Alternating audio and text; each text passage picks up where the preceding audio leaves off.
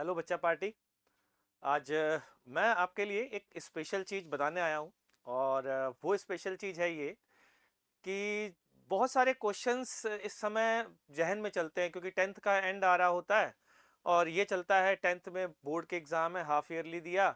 Half yearly देने के बाद फिर हमें लगता है कि वो एग्ज़ाम भी देना है, बोर्ड के एग्ज़ाम देने। बोर्ड के एग्ज़ाम में पता नहीं क्या होगा, कितने मार्क्स आएंगे, पूरे मोहल्ले वाले पूछते हैं, रिश्तेदार नाश्तेदार सब पूछते हैं। तो सर क्या करें, मतलब समझ में नहीं आ रहा है। हम बोर्ड की प्रिपरेशन करें, हम नीट की प्रिपरेशन करें, हम जेई की करें, हम क्या ऐसा करें जो हम बोर्ड के मार्क्स तो लाएं लाएं और साइमल्टेनियसली हम बहुत अच्छा कर सकें जेई में। जब ये क्वेश्चन आया मेरे जहन में तो मेरे भी दिमाग में ये बात बार बार आई। अपने आप से मैंने पूछा, रिकॉल किया कि यार टेंथ की स्टार्टिंग में क्या हम ऐसा कुछ कर सकते हैं जो एक एवरेज बच्चा, जो एक नॉर्मल बच्चा बहुत अच्छा कर सके। किस में कर सके बहुत अच्छा? बहुत अच्छा जेई में जाके कर सके। तो क्या फिर मैंने अपने दिमाग में एग्जाम्पल्स ढूंढे कि मेरे दिमाग में एग्जाम्पल्स कौन कौन से ऐसे बच्चे थे जिनको मैंने टेंथ के हाफ ईयरली के दौरान पिक कर लिया था। और उसके बाद किसी की रैंक आई 18, किसी की रैंक आई 20, किसी की रैंक आई 42। ये मैं आपको एग्जैक्ट रैंक कोट कर रहा हूँ। ये उन बच्चों की है जिन्होंने टेंथ में ही थोड़ा सा पहले स्टार्ट कर दिया था। तो बच्चों, इस टेंथ में स्टार्ट करने का फायदा क्या होता है और ऐसा क्या चीज है जिसके कारण से मैं ये बात कह रहा हूं, जरा ध्यान से सुनना। ये समय परफेक्ट समय होता है आपको बेसिक ऑफ जेई पढ़ने का। बेसिक्स ऑफ जेई का मतलब क्या होता है मैं वो भी बता देता हूं। होता क्या बच्चों, टेंथ तक, टेंथ बोर्ड में एक नॉर्मल बच्चा जिसने कोई बहुत हाई फाई कोचिंग नहीं करी और जिसने किसी बहुत हाई फाई ओलंपियाड की प्रिपरेशन नहीं की, या यूं कहें कि की तो है लेकिन समझ में कुछ नहीं आया, वो गिव अप मारना शुरू कर देता है। उसे लगता है यार क्या मैं टॉपर बन सकता हूँ क्या? इवन मैं एक और रैंक भूल गया, मतलब 100 से 200 के बीच में भी ज़्यादा हैं ऐसी रैंक्स जो बेचारे टेंथ में इस लायक नहीं थे और फिर एकदम से उन्होंने बूस्ट किया और अपने आप को उस लेवल तक पहुंचाया।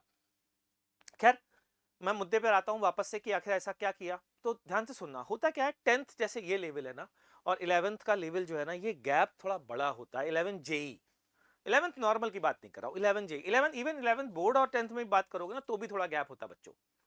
लेकिन अगर 11 जेई और टेंथ की बात करें तो ये गैप जो है ना, इसके कारण बच्चे टूट जाते हैं और बिखर जाते हैं। ये जो मैं इस पर पहले भी कई वीडियो बना चुका हूं और इसका सलूशन मैं हर बार लाने की कोशिश भी करता रहा हूं, लेकिन इस बार मैं एक सॉलिड सलूशन के साथ आया हूं। क्या है सलूशन, ध्यान से सुनना। इस दौरान आपको एक ब्रिज बनाना पड़ेगा टेंथ और इलेवेंथ के बीच का, ताकि वो ब्रिज जो है ना, जब आप इलेवेंथ को स्टार्ट करें मींस अप्रैल में, तो वो ब्रिज आपको मदद करे स्लोली इस इलेवेंथ को कंपेयर करने, कवर अप करने में, जेई वाला। तो वो कैसे कर सकते हैं? क्योंकि हमने क्या देखा, हम जब शुरू में इलेवेंथ पढ़ाना शुरू करते हैं तो बच्चों को हम बोलते हैं देखिए भाई, ये इस डायरेक्शन में जा रहा है, ये एक्सीलरेशन है, ये फलाना है ढिकाना है, तो हम ये एक्सपेक्ट, थोड़ा फास्ट बोलते हैं तो हमें लगता है बच्चा ने नाम तो सुना है। लेकिन कुछ चीजें, मैथमेटिकल टूल्स कुछ ऐसे होते हैं जो ज्यादा यूज होते हैं जेई में, जेई की फिजिक्स में या जेई की केमिस्ट्री में या जेई की मैथ्स में।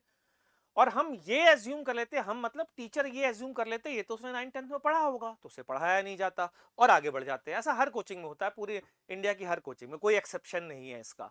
तो फिर मेरे दिमाग में आया, जब मैंने कोर्स सिलेबस देखा, कोर्स स्ट्रक्चर देखा, मैंने तीनों एचओडीज से बात करी, तो एक चीज समझ में आई। वो समझ में ये आई कि हम इसका ब्रिज कैसे बनाएं। हम वो सिर्फ और सिर्फ 9th और 10th की वो चीजों को एक्सट्रैक्ट करें जो हमें 11th में यूजफुल होने वाली है। तो हमने वो हमारे तीनों एचओडीज ने मिल करके प्लान किया और एक ऐसा कोर्स डिजाइन किया जो एक ब्रिज की तरह काम करेगा। किसमें? 11 जेई और 10th बोर्ड। पहली चीज। दूसरी चीज, एक और बात बताता हूं। बहुत सारे बच्चे मुझसे कह रहे थे कि एसआरजी में एंट्री अगर मुझे चाहिए तो कहां से मिलेगी, मैं कैसे एसआरजी में, अनअकैडमी की कोटा एसआरजी में कैसे एडमिशन लूं। तो अनअकैडमी की कोटा एसआरजी के एडमिशन के लिए भी ये वीडियो मैं बना रहा हूं। और अब जिस मैं कोर्स के बारे में बात करने जा रहा हूं वो जरा ध्यान से सुनिएगा। वो एसआरजी बैच में जाने का तरीका भी है और साथ ही साथ ब्रिज की तरह काम भी करेगा, जिसके बारे में मैं इतनी देर से बता रहा हूं। वो है कोर्स बच्चों, ACE और IIT JEE preparation with top educators, kick start your journey to success। prepare for JEE Mains Advance, Olympiad preparation, regular tests, complete with similarly talented learners, compete करिए उनसे, board preparation, आई growth batch इसका नाम है, और ये early start है। Basically early start का मतलब ये जल्दी से जल्दी, बहुत जल्दी हम लोग, मतलब कब से स्टार्ट कर रहे हैं आप देखें तो ये बैच लगभग स्टार्ट होने जा रहा है। 4 मंथ बोर्ड सब्सक्रिप्शन फ्री, तो मतलब ये 10th का है। और ये बैच जो डेट है वो अभी रिसेंटली मींस नवंबर में ही स्टार्ट हो जाएगा। बैच की डेट आपको पता चल जाएगी कि बैच की डेट क्या होने वाली है। डिस्क्रिप्शन में उस बैच डेट के बारे में आपको दिया गया होगा, और साथ ही साथ एक गूगल फॉर्म भी हम इसके डिस्क्रिप्शन में डाल रहे हैं।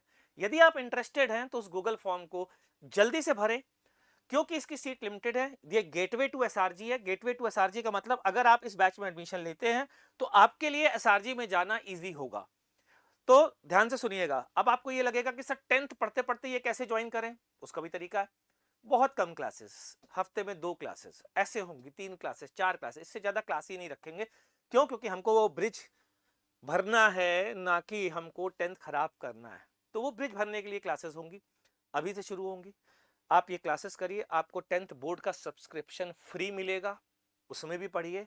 तो आपके नवंबर दिसंबर में क्लासेस चली, अब आपके हिसाब से आपसे डिस्कस करके बोर्ड की डेट आने के हिसाब से हम आपको काफ़ी पहले फ्री कर देंगे।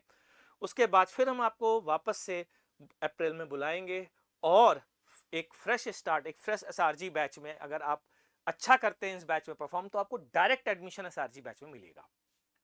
तो ये गेटवे है एसआरजी के लिए भी बच्चों। तो जल्दी से फॉर्म को फिल कर दीजिए ताकि हम आपसे कनेक्ट कर सके और इस बैच में एडमिशन लीजिए, ताकि आप एसआरजी के रास्ते में भी जा सके। प्लस आप एक अगर एवरेज 10th के स्टूडेंट हैं तो ये आपके लिए और बेटर अपॉर्चुनिटी है, मैं ये बताना चाहता हूं। टॉपर्स के लिए तो ये होता है कि वो ओलंपियाड की प्रिपरेशन कर रहे हैं, फलाना कर रहे हैं, ठीक है, उनको डायरेक्ट एसआरजी में एंट्री भी मिल जाती है। लेकिन अगर आप एवरेज स्टूडेंट हैं और आप ये मौका नहीं खोना चाहते हैं एसआरजी बैच में पढ़ने का, तो प्लीज गूगल फॉर्म भरिए और जल्दी से जल्दी एडमिशन लीजिए इस बैच में, ताकि आप वो ब्रिज फिल कर सके। तो बच्चों, इसी के साथ ये वीडियो मैंने बनाया है आपको ये बताने के लिए कि किस तरीके से 10th को ध्यान रखते हुए आप अभी से 11th की प्रिपरेशन कर सकते हैं। तो मैं इंतजार कर रहा हूं आपके नए बैच में आने का, और साइमल्टेनियसली जेई की जर्नी को ट्रेवल करने का, जेई की ऐसी जर्नी जिसमें आप टॉपर बनेंगे एक एवरेज स्टूडेंट से। Thank you.